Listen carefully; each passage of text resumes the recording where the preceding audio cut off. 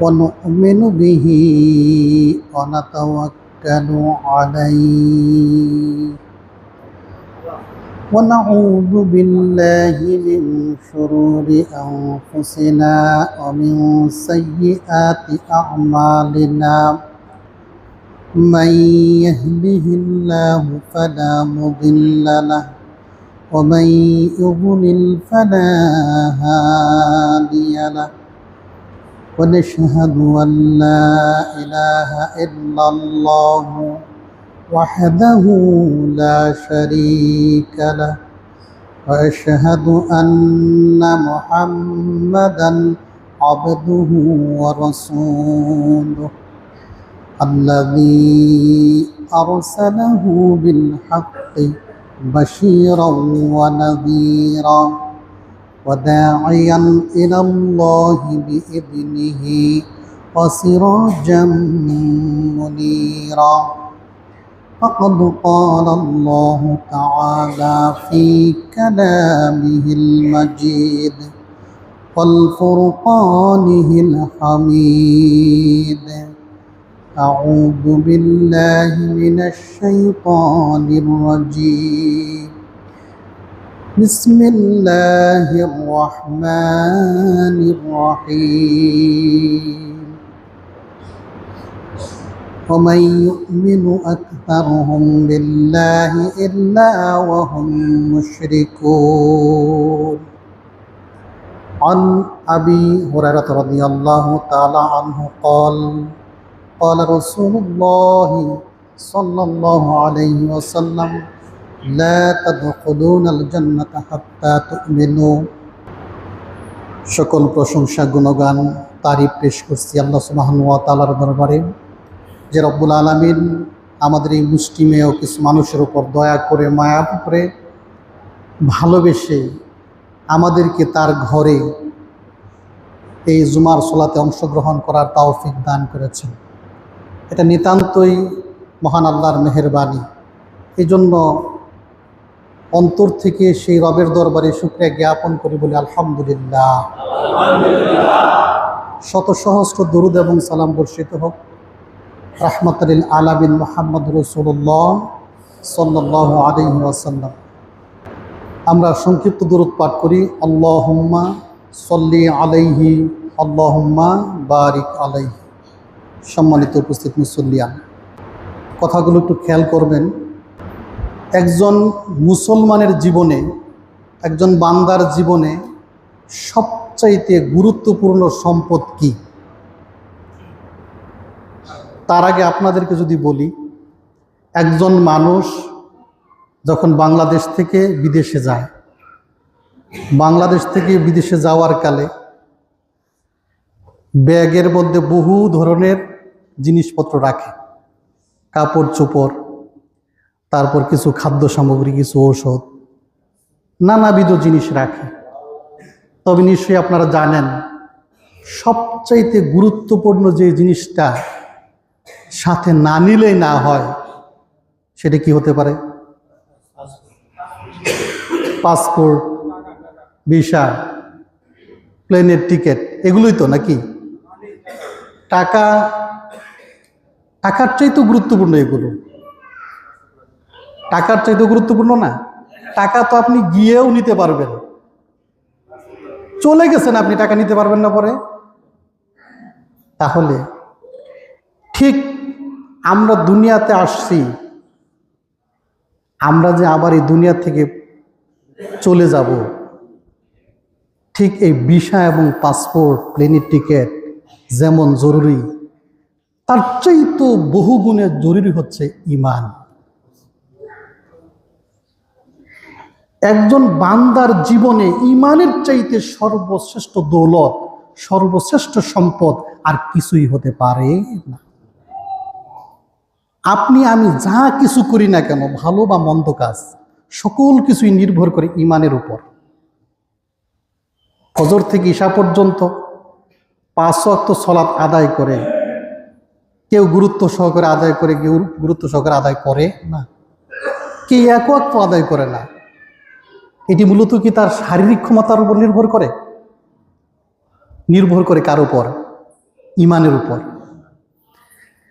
আজকে এই মুসল্লিরা যারা যারা আপনারা আসছেন, আগে অনেকেই আসে নাই, এইটাও নির্ভর করে কার উপর? ইমানের উপর। এজন্য সহিহ বুখারী এবং সহিহ মুসলিমে রাসূল সাল্লাল্লাহু আলাইহি ওয়াসাল্লাম থেকে একটি হাদিস বর্ণনা করেন আবু হুরায়রা রাদিয়াল্লাহু তাআলা আনহু। তিনি বলেন, নবী সাল্লাল্লাহু আলাইহি ওয়াসাল্লামকে জিজ্ঞেস করা হচ্ছে, আইয়ুল আমালি আফদল, হে আল্লাহর নবী, সবচাইতে মর্যাদাপূর্ণ, সবচেয়ে গুরুত্বপূর্ণ আমল কোনটি? আল্লাহ নবী সাল্লাল্লাহু আলাইহি ওয়াসাল্লাম জবাবে বললেন, ঈমানু বিল্লাহি ওয়া রাসূলিহি। সবচেয়ে গুরুত্বপূর্ণ, সবচেয়ে আফজল, সবচেয়ে ফজিলতপূর্ণ আমল হচ্ছে আল্লাহ এবং তার রাসূলের প্রতি ঈমান আনয়ন করা। ঈমান কেমন জিনিস? আপনি হয়তো ইবাদত বন্দেগী করেন কম আর বেশি, কিয়ামতের মাঠে আপনি জান্নাতে যেতে চান, আপনার আমল দ্বারা, ইবাদত দ্বারা আপনি জান্নাতে ঢুকতে পারবেন না।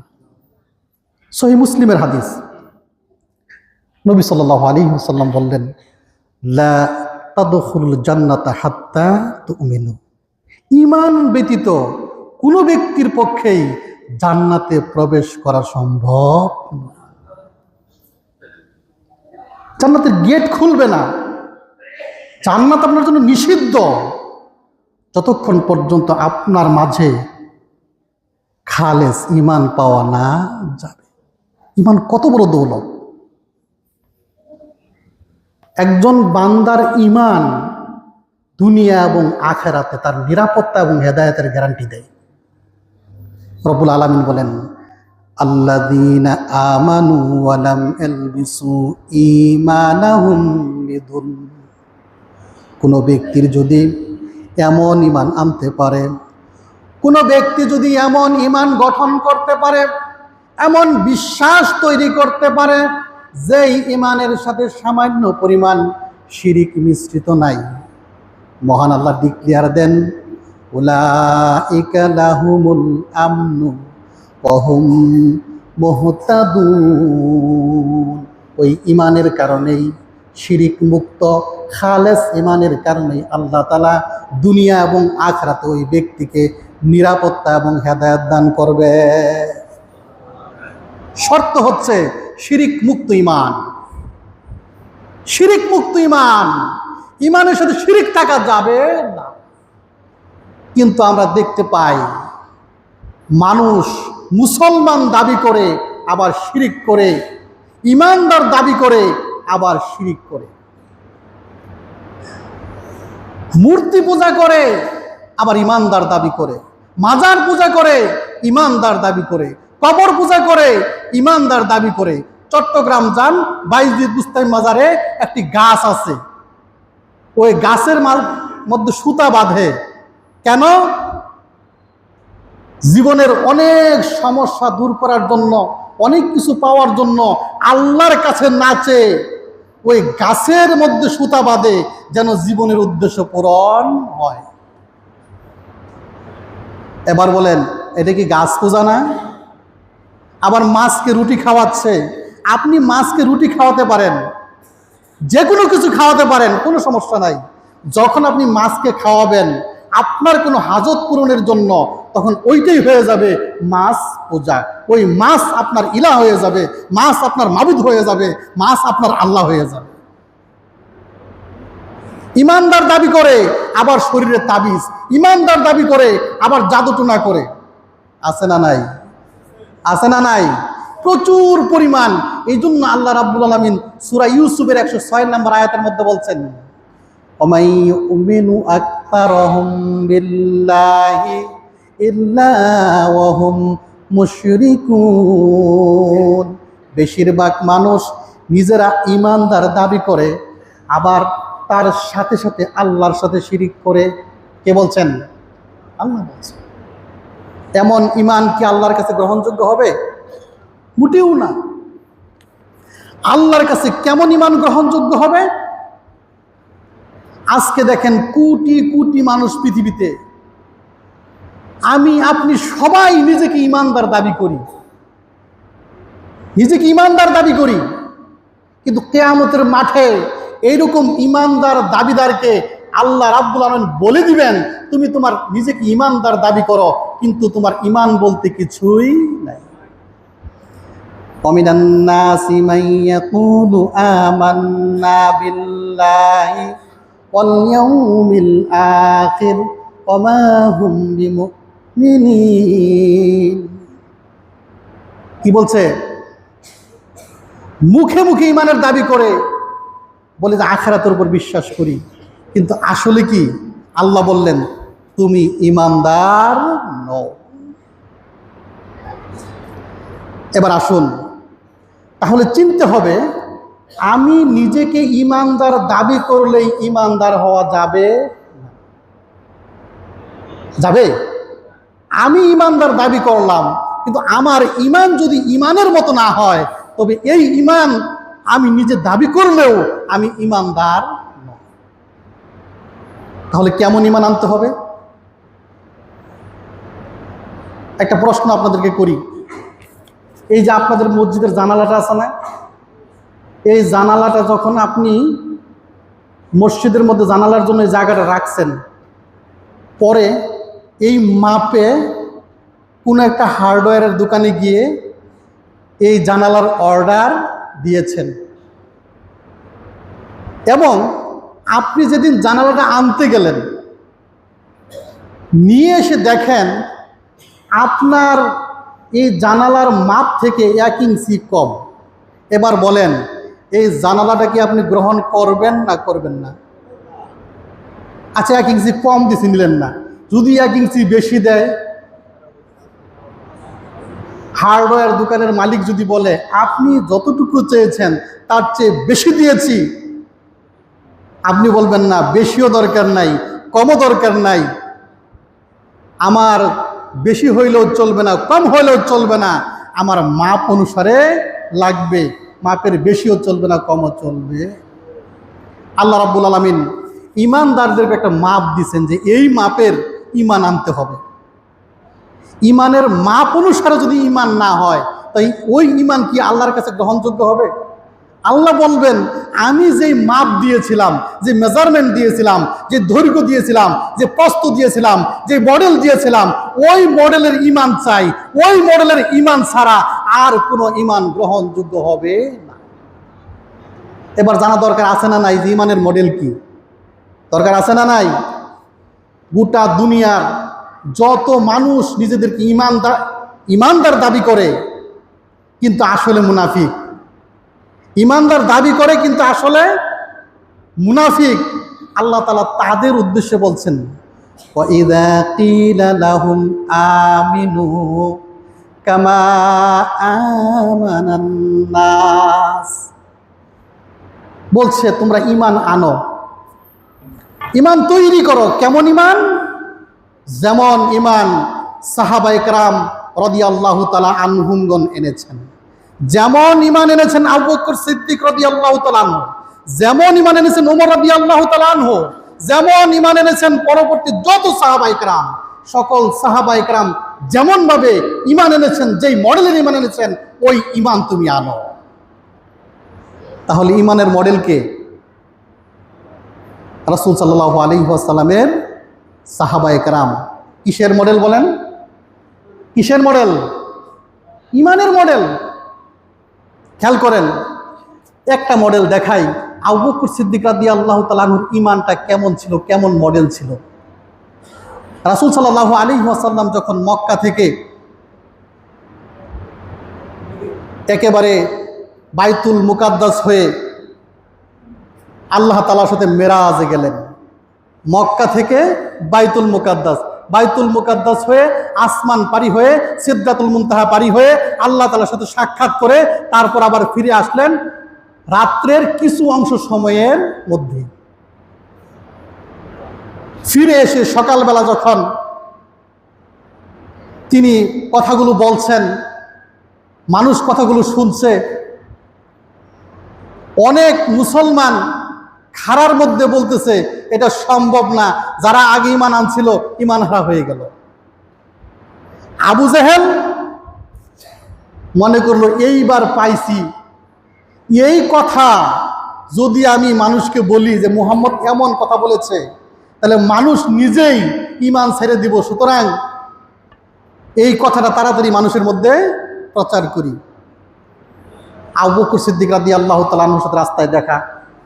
আবু জেহেল আবু বকর সিদ্দিক রাদিয়াল্লাহু তাআলা আনহুকে বলছেন, শুনছ তোমার ভাতিজা কি বলে, আজকে রাতের মধ্যেই নাকি এই মক্কা থেকে বাইতুল মুকাদ্দাস থেকে আসমান পারি হয়ে সিদরাতুল মুনতাহা পারি হয়ে আল্লাহর সাথে সাক্ষাৎ করে আবার মুহূর্তের মধ্যেই আবার সেই মক্কায় ফিরে এসেছে, এই কথা তোমার ভাতিজা বলে, তুমি কি বিশ্বাস করো? মানে আবু জেহেলের আশা ছিল এই কথা শোনার সাথে সাথে অন্তত পক্ষে আবু বকর এবারের মতো বলবে যে না, বিশ্বাস করি না। আবু জেহেলের আশা এটা ছিল না? আর এটা তো সামান্য বিষয়, এর চাইতেও কঠিন কথা আমরা বিশ্বাস করেছি।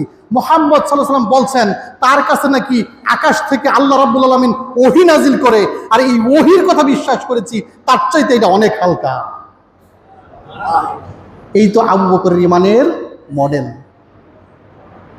মানে মুহাম্মদ সাল্লাল্লাহু আলাইহি ওয়াসাল্লাম যা বলেছেন যুক্তি ছাড়া, প্রশ্ন ছাড়া, গবেষণা ছাড়া সরাসরি বিশ্বাস করে মেনে নেওয়ার নাম হচ্ছে ঈমান। আর এই ঈমান হচ্ছে কার?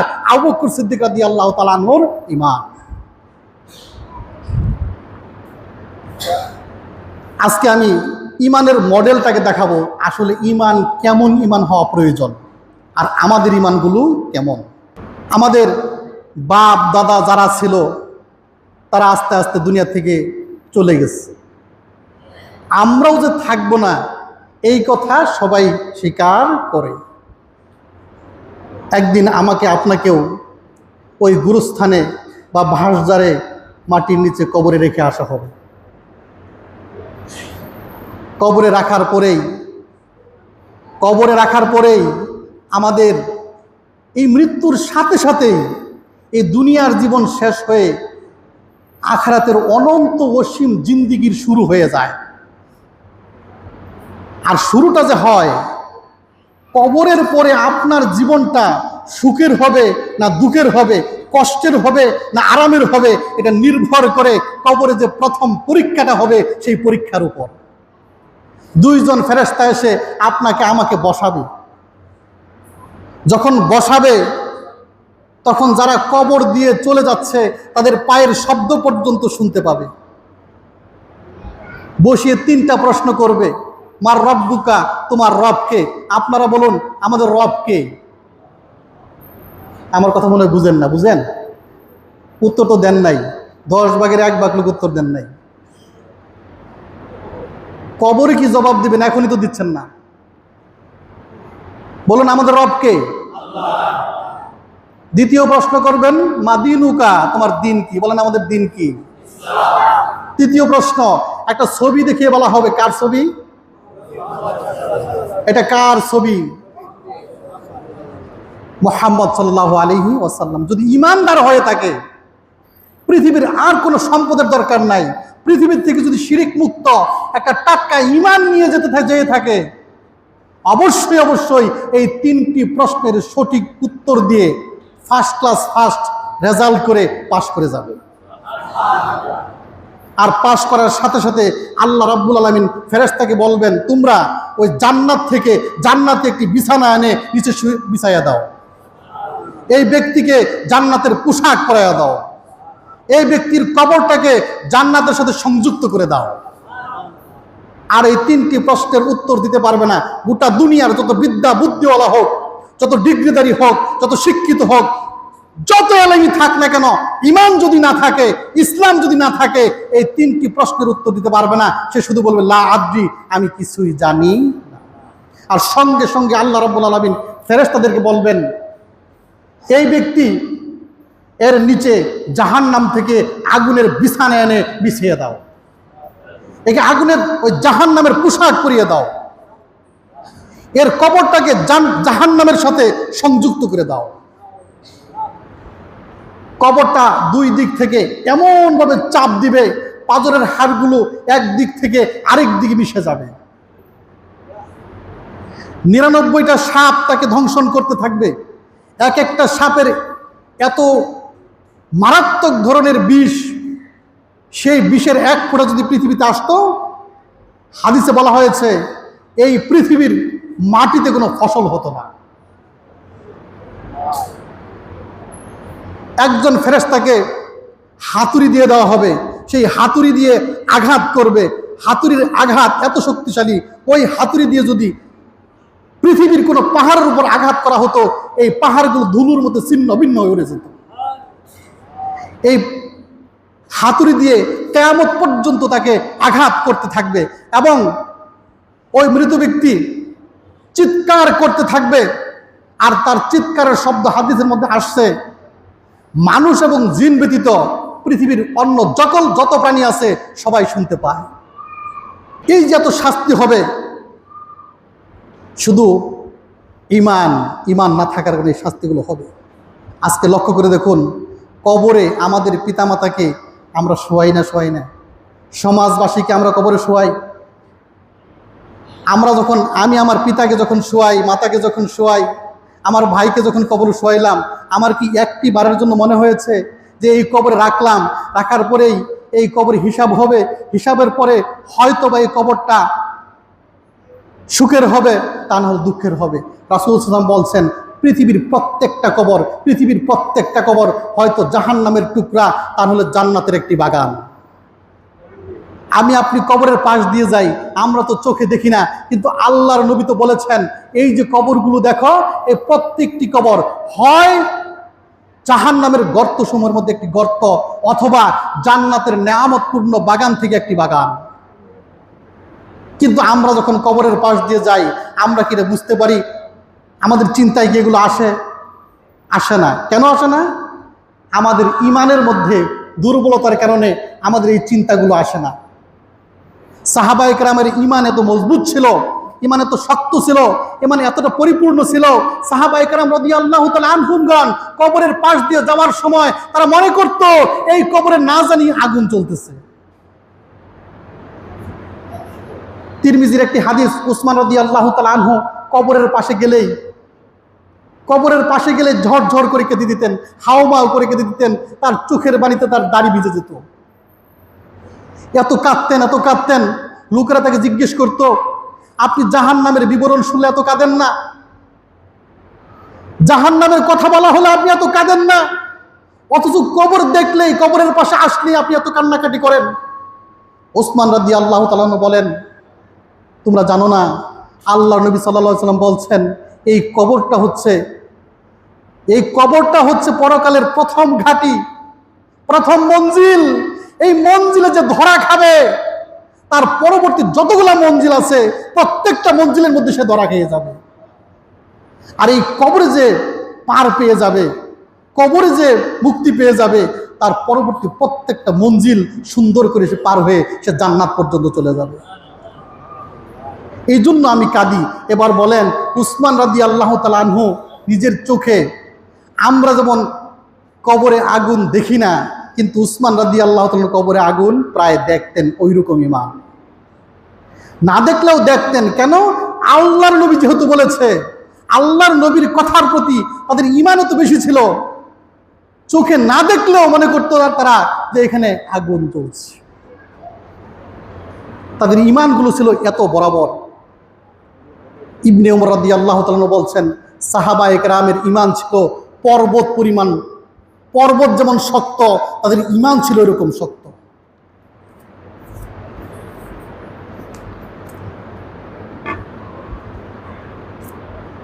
আজকে আমাদের এই কবরের পরেও আমরা শেষ বিচারের পরে মানুষকে হিসাব করে হয় জান্নাতে দেওয়া হবে, না হয় জাহান্নামে। কে জান্নাতে যাবে, কে জাহান্নামে যাবে আমরা কি জানি? যত ইবাদত আপনি করে থাকেন, ধরেন আপনি মানুষের হক নষ্ট করেন না, আপনার ইবাদতগুলো খুবই সুন্দর, আপনার জিকির আজগার অত্যন্ত মজবুত, আপনার সকল দিক দিয়ে ইসলাম আপনি সঠিকভাবে পালন করেন, কিন্তু আপনি কি ডিক্লেয়ার পেয়েছেন যে জাহান্নাম থেকে নাম কেটে আমার নাম জান্নাতে তোলা হয়েছে? পেয়েছেন? এরকম ডিক্লেয়ার কেউ পাইছেন? এরকম ডিক্লার কেউ পাইনি। যারা জান্নাতের ডিক্লারেশন পেয়েছেন, যাদের নাম জাহান্নাম থেকে কেটে জান্নাতের মধ্যে ঢুকিয়ে দেওয়া হয়েছে, জান্নাতের সার্টিফিকেট দুনিয়াতেই পেয়ে গেছেন, ওই সাহাবীদের মধ্যে একজন সাহাবী উমর রাদিয়াল্লাহু তাআলা আনহু। উমর রাদিয়াল্লাহু তাআলা আনহু জাহান্নামের আযাবকে যেন চোখ দিয়ে দেখতেন। রাতের বেলা সালাত আদায় করতেছেন, সূরা তুর তেলাওয়াত করতেছিলেন। সূরা তুর তেলাওয়াত করতে করতে করতে যখন 7 এবং 8 নম্বর আয়াত তেলাওয়াত করেন, ইন্না আযাবা রাব্বিকা লাওয়াকি মা লাহু মিন দাফি, নিশ্চয়ই রবের আযাব আসবেই, তা প্রতিরোধ করার ক্ষমতা কারো নাই।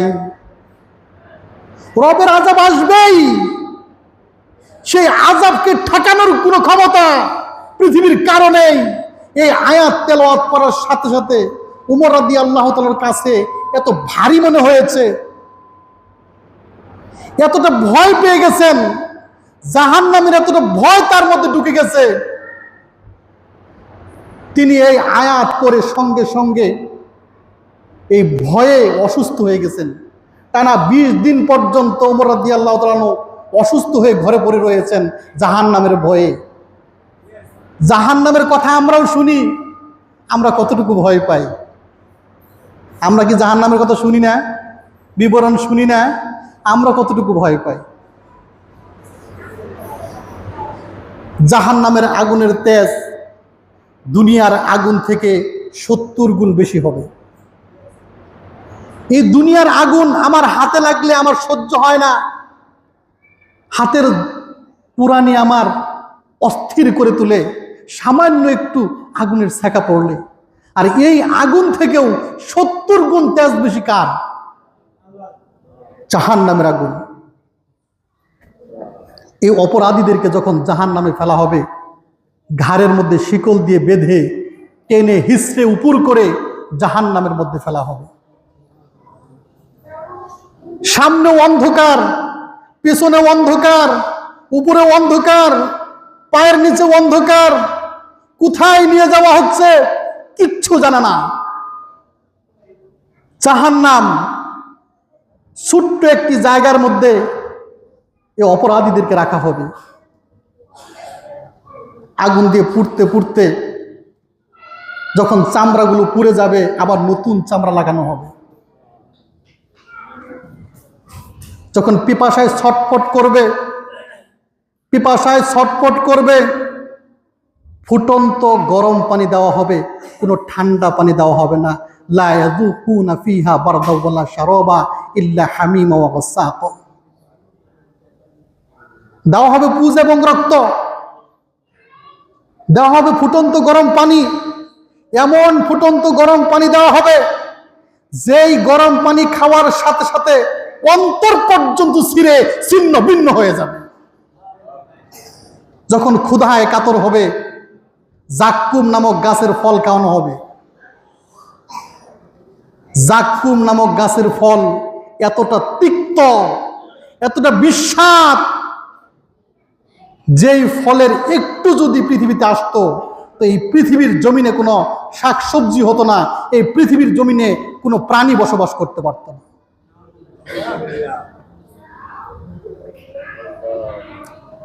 কান্না করতে করতে, চিৎকার করতে করতে, কাঁদতে কাঁদতে চোখের পানি শুকিয়ে যাবে, চোখ দিয়ে রক্ত পড়বে। তারা চিৎকার করে বলবে, আল্লাহ একবারের জন্য সুযোগ দাও, একবারের জন্য পৃথিবীতে পাঠাও, পৃথিবী থেকে শুধু তোমার ইবাদত করব, আর নাফরমানি করব না, সারা জীবন এক সাজদায় পড়ে থাকবো, শুধু একটি বার আর সুযোগ দাও। তাকে বলা হবে, তোমাকে তো সুযোগ দেওয়া হয়েছিল, অনেক নবী এবং রাসূল পৃথিবীতে এসেছিল, কিতাব তোমার কাছে গিয়েছিল, আলেমরা তোমাদের কাছে বয়ান করে শুনিয়েছিল, খতিব সাহেবদের খুতবা শুনেছিলে। এই জাহান্নামের শাস্তির কথা একবার নয়, দুইবার নয়, দুনিয়াতে বারবার তোমাকে শোনানো হয়েছিল, কিন্তু তুমি গুরুত্ব দাও নাই। চুপ করে আযাব ভোগ করতে থাকো, আর কোনদিন এই জাহান্নাম থেকে বের হওয়া সম্ভব। এই জাহান্নামের আযাব এর কথা আমরা যেমন শুনেছি, সাহাবায়ে কেরাম শুনেছে, কিন্তু আমাদের এই জাহান্নাম সম্পর্কে আমাদের ঈমান আর তাদের ঈমান আকাশ এবং পাতাল পার্থক্য। তারা তো জাহান্নামের আযাবের কথা শুনলে তারা বসা থেকে বেহুশ হয়ে যেত, তারা অসুস্থ হয়ে যেত।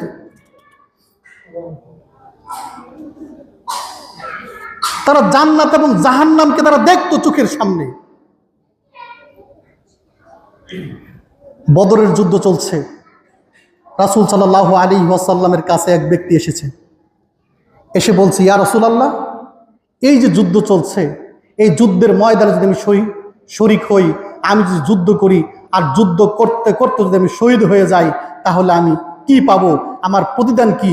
আমার কি পুরস্কার? আল্লাহর নবী ছোট্ট করে জবাব দিলেন, জান্নাত।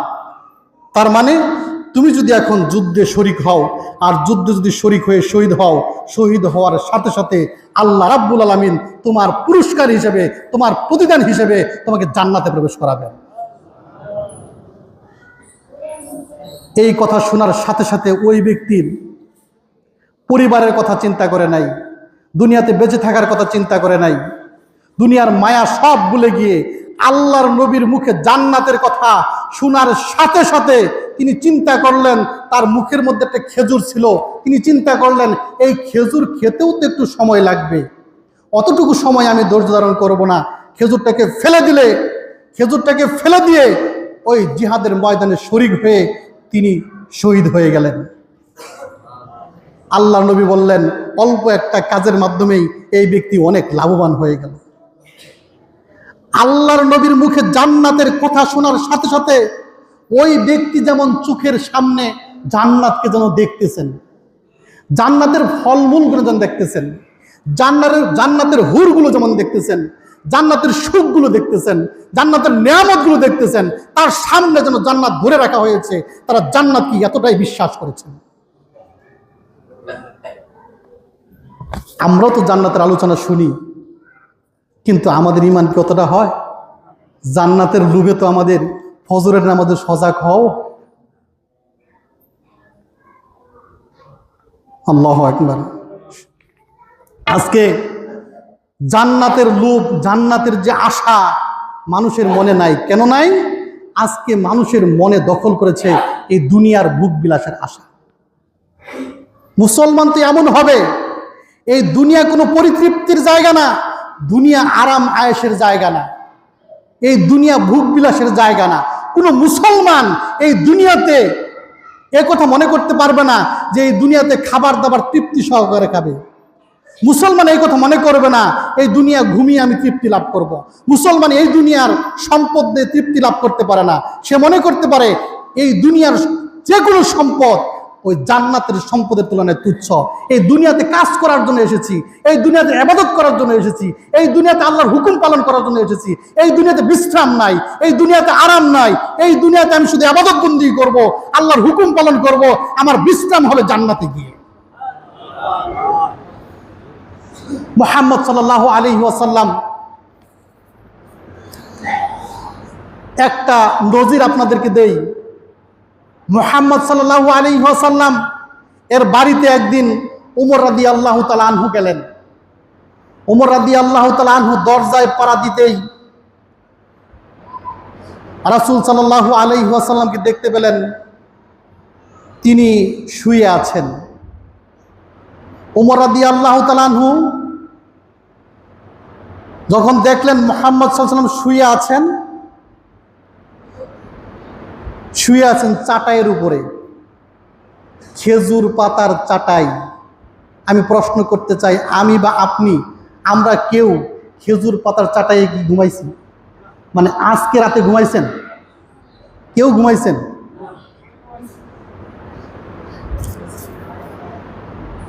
আজকে রাতে আমরা যারা আছি কত নিয়ামতের উপর আমরা ঘুমাই, উপরে ফ্যান, নিচে তুষক, তার উপর ঘুমাই। আর যিনি রাহমাতুল লিল আলামিন, গোটা বিশ্বের মধ্যে সর্বশ্রেষ্ঠ মানুষ, ওই মানুষ ঘুমিয়ে আছে খেজুর পাতার চাটাইয়ের উপর।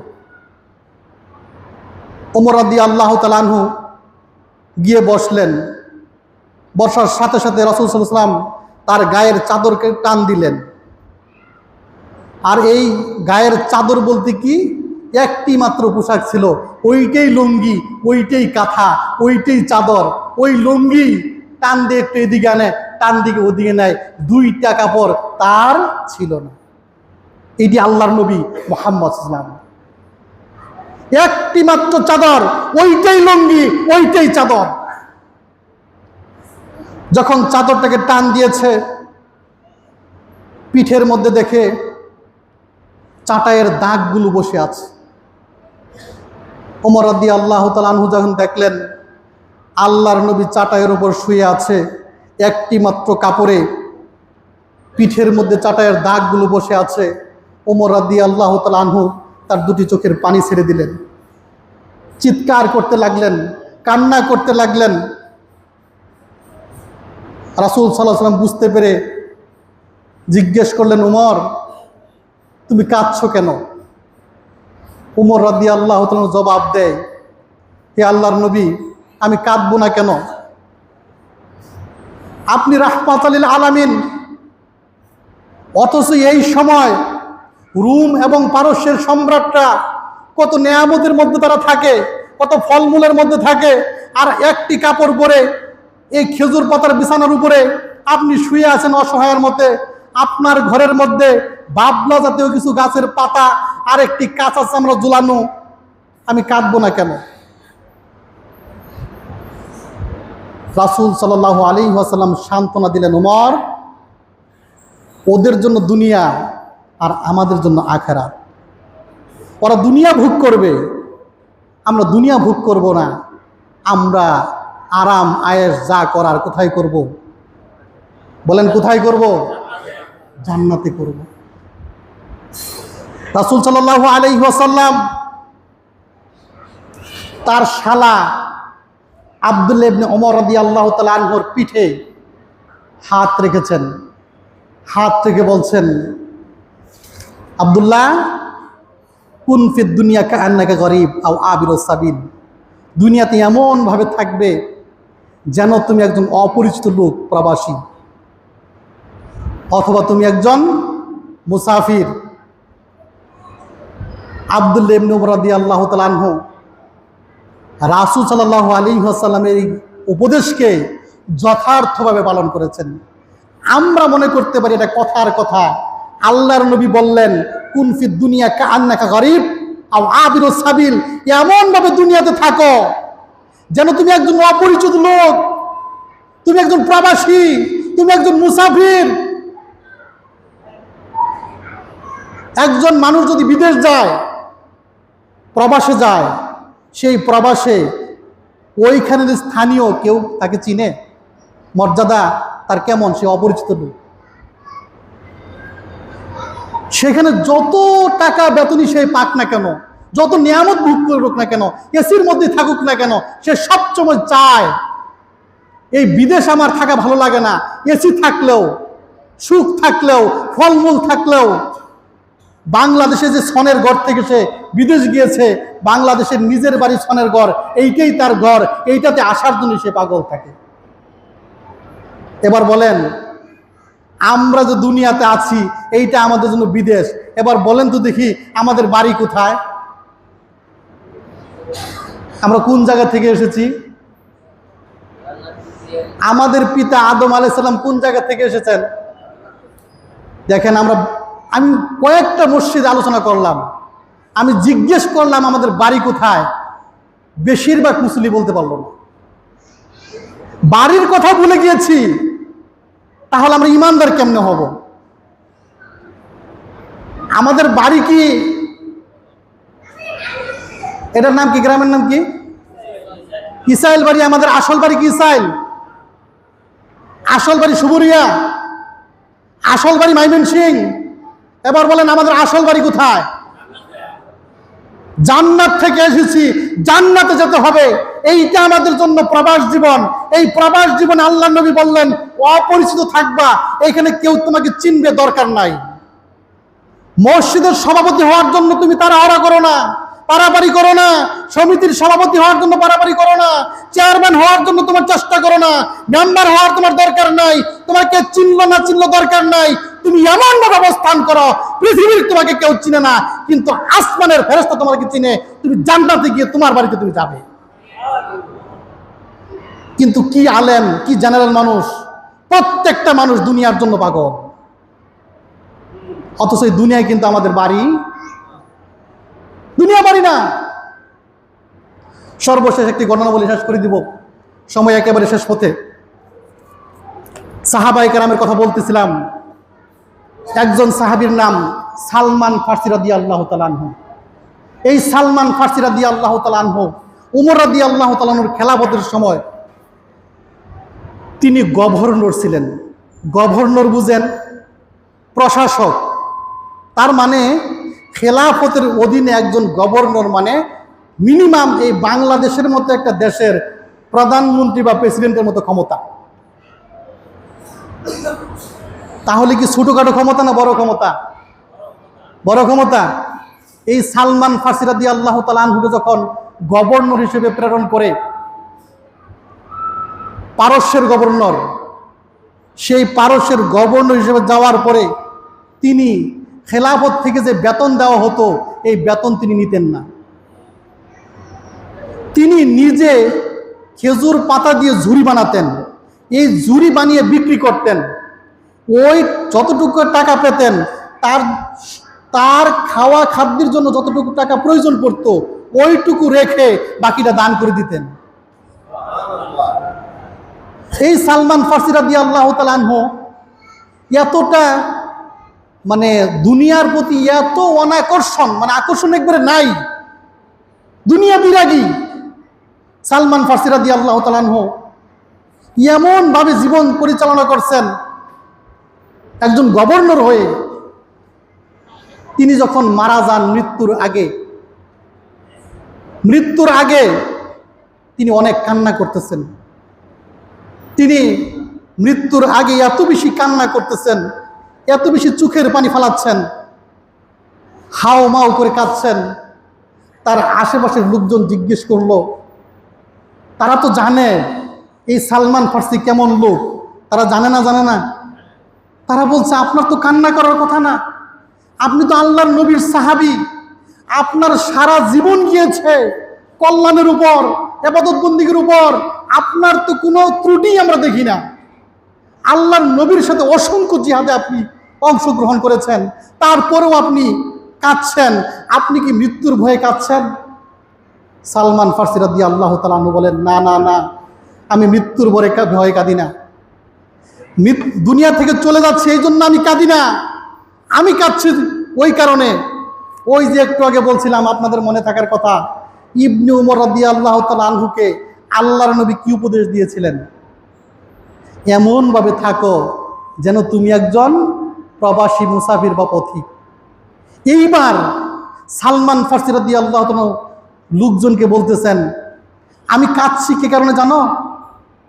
আমার নবী মুহাম্মদ সাল্লাল্লাহু আলাইহি ওয়াসাল্লাম আমাকে বলছেন, হে সালমান, জীবনে এমনভাবে চলবা তুমি যেন একজন মুসাফিরের চাইতে কোন বড় সম্পদ যেন, মুসাফির বা পথিকের চাইতে বেশি সম্পদ যেন তোমার মধ্যে না থাকে। সালমান ফারসি কাঁদতে কাঁদতে বলতেছেন, আমি এই জন্য কাঁদছি, আজকে আমার কাছে যে সম্পদ আছে এটা পথিকের চাইতে বেশি। পথিকের চাইতে সালমান ফারসি রাদিয়াল্লাহু তাআলা আনহুর কাছে কি এমন সম্পদ ছিল যে পথিকের চেয়ে বেশি? একটা পানির পাত্র ছিল, একটা থালা ছিল, আর একটা লাঠি ছিল। একটা লাঠি, একটি থালা, একটা পানির পাত্র ছাড়া তার কোনো ব্যাংক ব্যালেন্স নাই, জমি জমা নাই, ঘর বাড়ি নাই। অর্থাৎ সে এতটাই জীবনযাপন করতে এই তিনটি জিনিস মৃত্যুর সময় আছে, আর তিনি কাঁদতেছেন, আল্লাহর নবীর কাছে আমি কি জবাব দেব? এবার বলেন এই জন্য আল্লাহ রাব্বুল আলামিন কোরআনুল কারীমের সূরা বাকারার 2য় পৃষ্ঠায় বলছেন, কি বলছেন? ওয়াইযা কিলা লাহুম আমিনু কামা আমানান নাস, ঈমান আনো ওই রকম ঈমান যেমন ঈমান এনেছিল সাহাবায়ে কেরাম রাদিয়াল্লাহু তাআলা আনহুম। সুতরাং আমরা দেখি বর্তমানে পৃথিবীতে মানুষের সবচেয়ে বেশি যেই ত্রুটি সেটি হচ্ছে ধন সম্পদের প্রতি আকর্ষণ। যার যত আছে তার ততই চাই। এই দুনিয়ার মানুষ নেশাখুর, নেশাগ্রস্ত। বলতে পারেন কিসের নেশা? মদের নেশা আছে কম, গাঁজার নেশা আছে কম, ইয়াবার নেশা আছে কম। সবচেয়ে যেই নেশা বেশি মানুষের, এই দুনিয়া উপার্জনের যে নেশা, এই নেশাই সবচেয়ে মানুষের বেশি। এই জন্য আল্লাহ তাআলা বলছেন আলহাকুমুত তাকাসুর। আমি যে কথাটা বললাম এটা আমার কথা না, আল্লাহ বলেছেন আলহাকুমুত তাকাসুর। মানুষ নেশাগ্রস্ত, নেশায় উন্মত্ত, পাগলের মতো উন্মত্ত। কার কতটুকু সম্পদ দরকার, প্রয়োজন আর প্রয়োজন, প্রয়োজন আর প্রয়োজন। এমন একটা রোগ দাঁড়াইছে, শুধু সাধারণ মানুষের নয়, আমাদের মতো হুজুর থেকে শুরু করে, আলেম থেকে শুরু করে 100-র মধ্যে একজন পাবেন না ধন সম্পদের নেশা নাই। 100-র মধ্যে একজন পাবেন না।